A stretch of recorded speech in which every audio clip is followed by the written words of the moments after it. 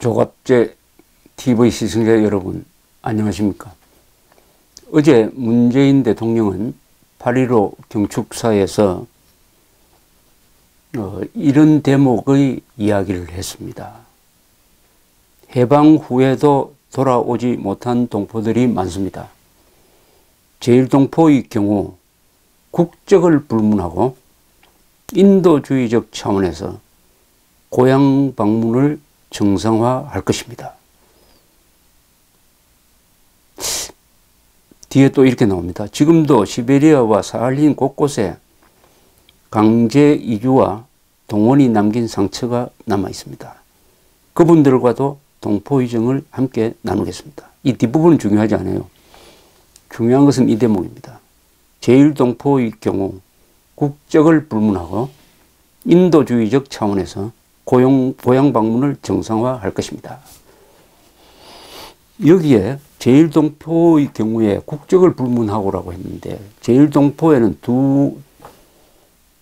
두 세력이 있습니다. 하나는 민단이라고 불리는 대한민국을 국적을 가진 조직이 있습니다. 또 하나는 조총련이라고 불리는 북한 국적자입니다.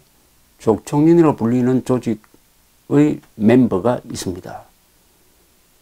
자, 이 두 세력 사이에는 지난 70년 동안 피나는 투쟁이 있었습니다. 한반도에서 남북한이 싸웠듯이 일본에서는 조총련과 민단이 격투를 했습니다. 격투를. 그럴 수밖에 없는 게, 이 조총련이 무슨 조직이냐 하면은 우리 대부분에 의해서는 반국가 단체입니다. 반국가 단체. 반국가 단체는 대한민국을 전복시켜서 공산화하게 하려는 단체라는 뜻입니다. 조총련이라고 하면 사람들은 그 말을 들으면 별로 경계심이 생기지 않는 이유가 있습니다. 그 이유는 조총련 하면은 뭐 같은 동포 아니냐, 같은 제1동포, 같이 외국에서 고생한 사람 아니냐, 같이 차별받는 사람 아니냐 하는 따뜻한 마음이 그 안에 있어요. 특히 세월이 지날수록 조총련의 정치에 대한 교육과 보도가 적으니까. 그러나 조총련은 뭐냐? 북한 노동당 정권이 일본에 둔 노동당 지부입니다. 지부. 그 안에 핵심 세력은 북한 노동당 당원이에요. 완전한 일체입니다. 일체. 북한 노동당 정권과 조총련은 일체고, 조총련은 북한 노동당 정권의 철저한 하수기관입니다. 하수기관이죠. 이 조총련이 그동안에 나쁜 짓을 한 것은 뭐 수도 없이 많습니다. 간첩을 보낼 때, 이 일본에는 간첩죄가 없어요. 그러니까 일본은 간첩들의 천국입니다. 조총련을 아무리 간첩 활동을 해도 간첩들을 처벌할 수가 없습니다. 그걸 이용해 가지고 조총련을 통해서 한국에 간첩을 많이 보냈습니다. 한때는 잡아보면은 조총련을 경유한 간첩이 전체 간첩 근거자의 3분의 1이 된 적도 있습니다. 또 뭘 했습니까? 일본인들을 납치하는데 도왔습니다. 가장 큰 죄과는 조총련이 일본 공산당과 손잡고 일본 적십자사와 일본 정계와 일본 언론과 야합을 해가지고 1950년대 말에 제1동포를 선동을 해가지고 북한으로 북송한 겁니다. 생지옥 북한으로 몇 명을 보냈냐? 10만 명을 보냈습니다. 10만 명.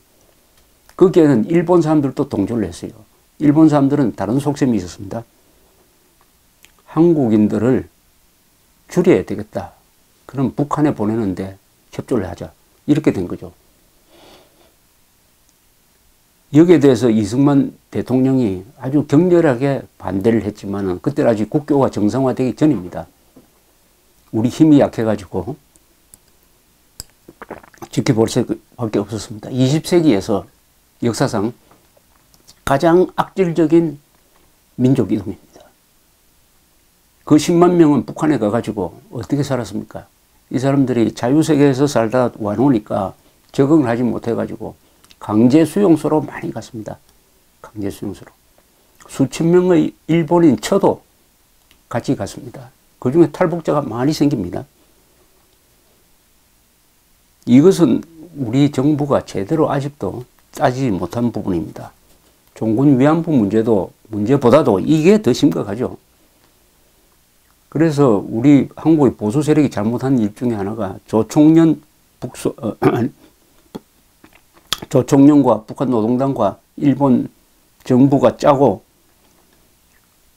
한국인 10만 명을 지옥으로 보낸 이 문제를 제대로 제기하지 못한 게 좀 아쉽습니다. 그 다음에 문세광 사건, 이게 바로 조총련, 북한 노동당 정권, 그리고 민단 내의 프락치들이 연계되어 가지고 암살자를 하나 만들어서 1974년 8월 15일 날 유경수 여사를 암살한 사건, 문세광 사건. 그 다음에 칼기 사건, 1987년 11월 29일에 있었던 김현희, 김성일 등의 칼기 폭파 사건, 115명이 죽었습니다. 서울 올림픽을 방해하기 위해서.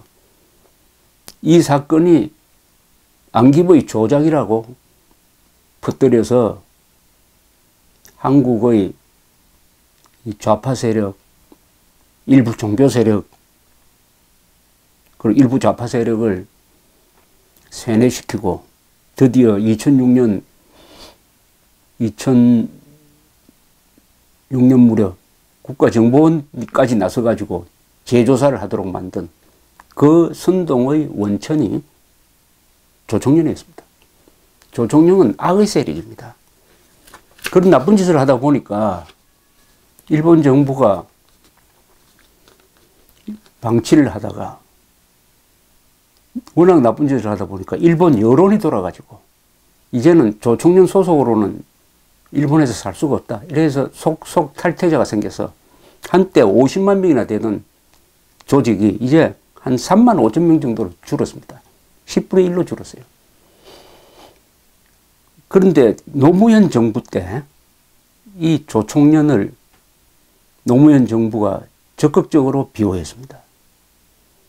적극적으로 비호한 그 이야기는 나중에 별도로 말씀드리겠습니다. 2007년 14 김정일과 노무현이 평양에서 맺은 14선언에 제8항이 있습니다. 남과 북은 국제무대에서 민족의 이익과 해외 동포들의 권리와 이익을 위한 협력을 강화해 나가기로 하였다. 이 대목이 아주 요상합니다. 남과 북은 국제무대에서 민족의 이익과 해외 동포들의 권리와 이익을 위한 협력을 강화해 나가기로 했다. 이것은 조총련을 지칭하는 거죠. 조총련이 그때 코로나에 몰리니까 조총련을 보호하기 위해서 남북한이 협력하자는 뜻으로 저는 그렇게 해석을 합니다. 조총련 반국가 단체입니다. 조총련 북한 정권의 연장선상이라고 보면, 다른 모습이라고 보면 됩니다. 자, 여기서 문재인 대통령이 어제 이야기한 제일동포의 경우 국적을 불문하고 인도주의적 차원에서 고향 방문을 정상화한다. 여기서 국적을 불문한다고 했는데 그게 민단이 한국 국적을 가지고 있으니까 한국에 오는데 아무 지장이 없습니다. 더구나 조총련의 경우에도 고향을 순수한 목적으로 방문하는 거, 성묘 차원에서 방문하는 거, 이런 것은 박정희 시대 때부터 허용을 했습니다. 즉 1975년 때부터 조총련 모국 방문 사업이라는 게 있어가지고 조총련이라도 성묘하고 부모 만나러 오는 것은 우리가 허용한다 해서 많이 왔습니다. 그런 사람들을 잡아넣지 않았어요. 그리고 쉽게 말하면 조총련 중에도 한국에 순수한 마음으로 오고 싶은 사람은 다 올 수 있었습니다. 지금도 아마 가능할 겁니다. 그런데 어떤 부류가 한국을 올 수 없었느냐 하면은 조총련으로 있으면서 대남 공작에 관여하고 테러에 관여하고 그 다음에 간첩 조종하고 한 요런 범죄 집단, 간단하게 말하면 간첩 또는 간첩 비슷한 사람에 대해서만은 못 오게 했습니다. 그러니까 이 문재인 대통령의 이 이야기를 들으면은 제일동포의 경우 국적을 불문하고 인도주의적 차원에서 고향 방문을 정상화할 것입니다. 이미 고향 방문 마음대로 합니다. 인도적 차원에서. 국적을 불문하고 이렇게 한 것은 조총련 중에서 지금까지 입국이 금지된 사람까지 오도록 하겠다. 이런 뜻으로 해석을 해요. 그럼 그 핵심, 아직도 전향하지 않고 있는 핵심 공작원, 간첩 같은 사람까지도 한국에 오도록 하겠다. 이런 식으로 이해할 수밖에 없습니다. 그럼 여기 와서 그 사람들이 뭘 하겠습니까? 여기 와가지고 또 새로 간첩망 만들고 이상한 선전하고 돈을 받고 또는 돈을 주고 하는 이런 활동 안 하겠습니까? 그 사람들이 한국에 오는 목적이 그 이외에 뭐가 있겠습니까? 2006년에 이런 일이 있었습니다. 2006년에 이 조총련에 박용이라는 아주 핵심 인물이 있습니다. 이 사람은 한국에서의 수사기관에 간첩 수사를 하면은 자주 그 상부선으로 지령하는 사람으로 이름이 오르는 사람입니다. 2004년 간첩 민모의 사건에서 재판부가 인정한 공소사실에 따르면 박용은, 조총련의 박용은 이메일과 팩스를 통해 민 씨에게 지령을 내리고 수천만 원대의 공작금을 주면서 국내 상황을 보고받았다고 적혀 있어요.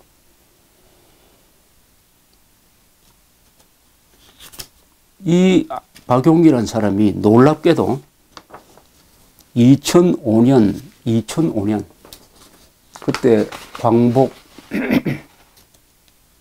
60주년 행사가 있던 2005년에 한국에 온 적이 있습니다.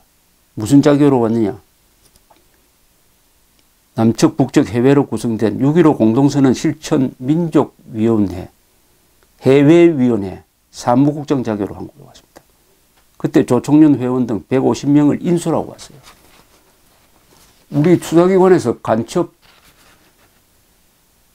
조종자라고 딱 확정한 사람이 당당히 환영을 받으면서 그것도 광복 60주년 행사에 150여 명을 인수하고 왔습니다. 그 다음 해에 또 이 대회가 열리려고 할 때 제향군인회 국민행동본부 등이 박용은 안 된다. 입국하면은 국가보안법 혐의로 수사를 해야 된다. 라고 했습니다. 또 고발을 했어요. 이게 언론에 보도되고 신문에 광고를 내고 하니까 그때 법무부에서 입국을 금지시켰습니다. 그렇다면은 문재인 대통령의 어제 방침은 박용과 같은 사람도 앞으로 한국에 마음대로 들락날락 하도록 하겠느냐. 그런 취지냐. 지금 이 판국에 조총련을 끝장내야 되는데 대한민국은 그동안에 양면 전쟁을 해왔습니다. 하나는 북한 정권과 싸우고 하나는 조총련과 싸웠어요. 드디어 조총련을 무너뜨리고 있습니다. 3만 5천 명밖에 남지 않았어요. 조총련의 명맥을 끊을 수 있는 이때 와가지고 조총련을 살려주려고 하는 거 아니냐 하는 의심을 정당화하는 것입니다. 이것은 턱도 없는 의심도 아니고 어제 문재인 대통령의 연설문에서 이 대목이 왜 들어갔느냐 하는 것은 저처럼 오랫동안 이 관찰한 사람이 아니면은 뭐 좋은 게 좋다고 제일동포의 경우 국적을 불문하고 인도주의적 차원에서 고향 방문을 정상화할 것입니다.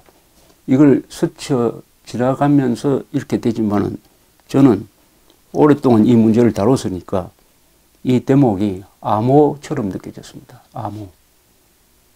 암호는 전문가만이 풀 수 있습니다. 이것은 저와 같은 이 방면의 전문가만이 이게 뭘 의미한다는 것을 알 수 있는 것입니다. 만약 이렇게 하면 어떻게 되겠느냐. 이렇게 하면은 그때 검찰, 국정원, 법무부가 권력의 눈치를 보겠느냐. 아니면은 국법이 있으니까 국법의 명령을 따르겠느냐.